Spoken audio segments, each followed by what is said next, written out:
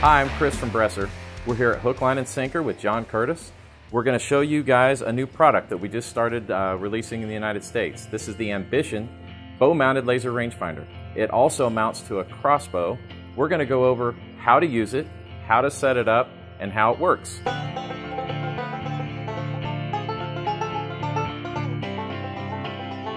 Everything that's included in this package is an Ambition rangefinder, a visible laser, a crossbow mount that is set up for 30mm, but it also comes with 1-inch ring adapters, a cleaning cloth, 4 Allen bolts, a bow mount that is right or left-handed, and 2 CR2 batteries. Before we get too far into this, I just want to remind you to go ahead and register your product. The warranty card's included inside the package.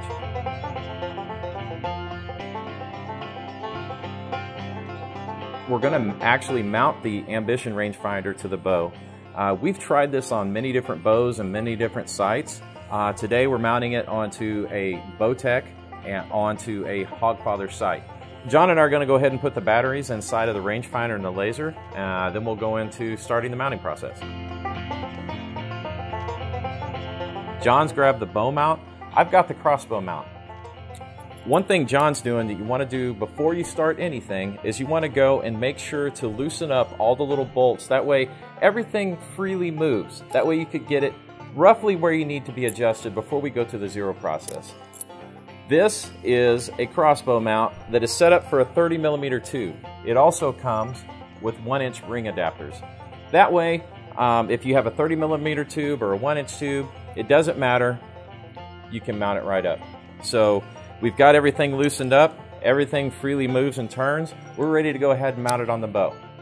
You want to make sure and take out the post part right here that the rangefinder actually mounts to, just so that we can get everything quickly installed. So John's going ahead and he's using the Allen wrench to tighten this down on the quiver mounting holes. If you run into any problems, such as your arrows are hitting the sight, your rangefinder's hitting the arrows, we've found that the tight spot conversion bracket, it really fixes any of the problems we have because it allows you to move the location of your quiver around. You don't need to tighten it really tight yet. You just kind of want to get things snug so that we don't have to worry about anything moving around. Now we're ready to go ahead and mount the post onto the rangefinder bracket. One thing to note while we're doing this is don't over tighten any of the bolts yet. We just want to get things down to where everything is kind of tight, still moves a little bit, that way we can adjust it to where we need it to be. One thing to keep in mind when you're mounting the laser to the bracket, make sure there's a threaded side and a non-threaded side. So your bolt should freely slide through and it should be threading on the bottom here. So if you feel it threading right away, then you need to go ahead and take the laser off, turn it 180 degrees, then reinsert your bolts and tighten it again. You don't want to over tighten this yet. All we're doing is just we're getting things snug so that we can get it zeroed to the bow. We're down here at the range.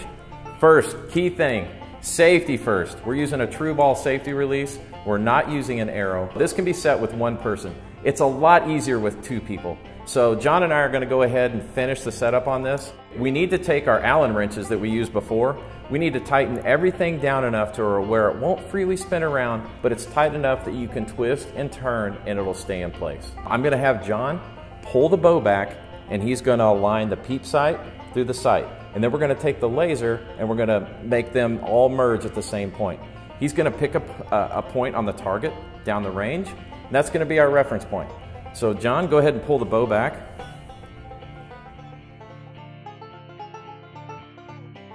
All right, so I want you to aim at the center circle on the 5-circle target. Okay, I got it. A little more.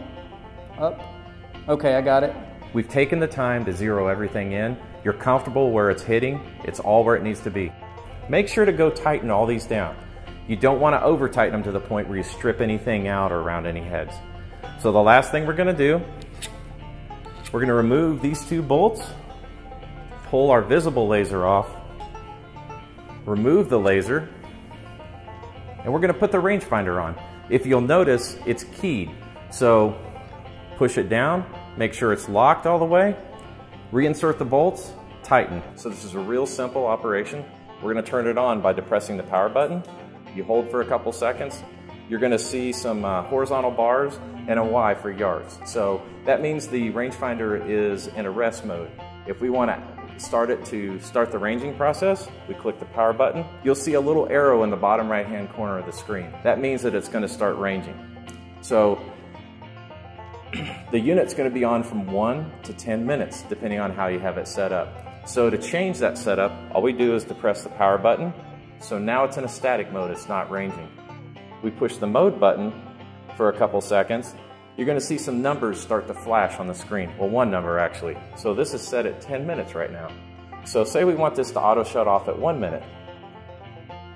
We depress the power button, it's flashing 1. We hold the mode button for a couple seconds. Now it's back into rest mode. So we want it to start scanning, we push the power button again. Now, it will be on for 1 minute continuous before it shuts off.